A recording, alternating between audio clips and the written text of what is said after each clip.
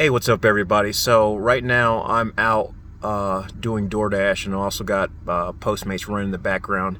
And if you guys, a lot of people already know this, but if in order to make any really decent money at these delivery services, you've got to basically have, multiple apps that you run. It could be Doordash, Postmates, Uber Eats, all the different companies out here doing these gig economy jobs. But I have a complaint that I kind of hope goes viral with Doordash, or it reaches the appropriate people, is that a lot of times when, for myself, I'm out here Doordashing or even Postmates, and I get to the store or a restaurant, and the restaurant or something doesn't have an item that the customer ordered, and immediately I try to contact the customer, and a lot of times the customer does not answer.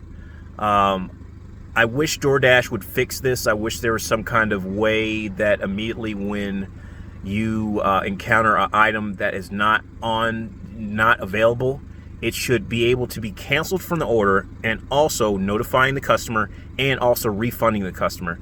Now, I had an incident that just basically happened to me at Jersey Mike's, where the previous Doordash driver had made a delivery to a customer where they wanted a bottled Mountain Dew, but they got a bottled Diet Mountain Dew.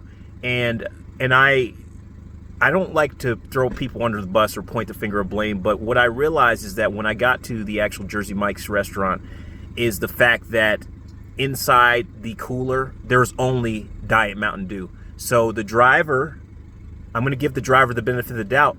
If the driver tried to contact the customer, and there was no about the Mountain Dew not being available, they grabbed Diet Mountain Dew. It's not rocket science, but people need to be somewhat understanding.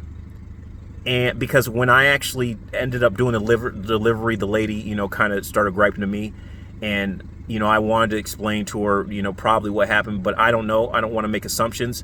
But Doordash really needs to fix this whole process of, like I said, getting to these restaurants. I mean, it's limitless amount of items that you can get to the restaurant, and the restaurant not have available. And a lot of times, I don't know what it is about customers, but I've noticed that a lot of customers do not answer the phone after they've placed these orders. I feel like they feel like everything is handled.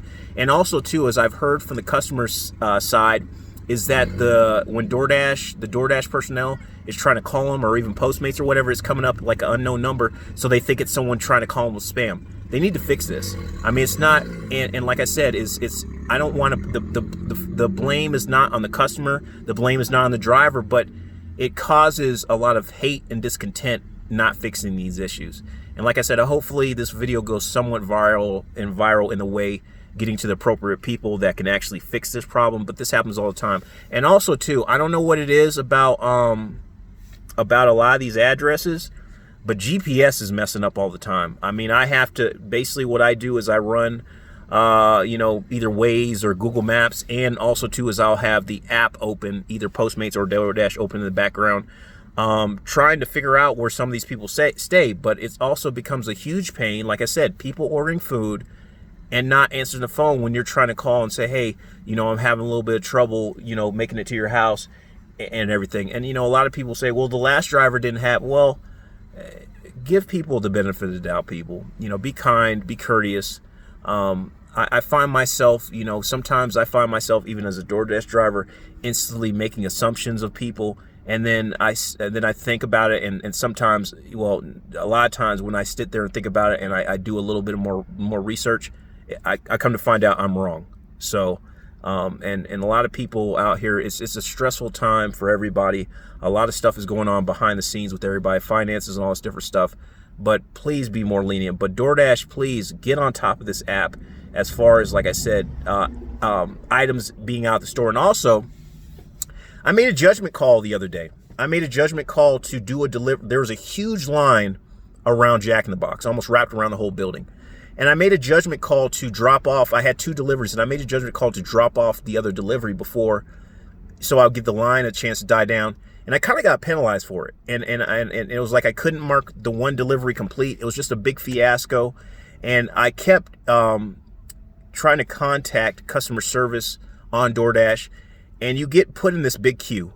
And sometimes people send you this blanket response in the text message or even to your email, and it's like, no, I need to talk about this. Let's talk about right now. With a lot of these restaurants, it just depends on where you go. Sometimes there's a huge line. And if you have multiple deliveries, you know, if you want to deliver that person's food in a timely manner and everything, you're not going to wait on that long order.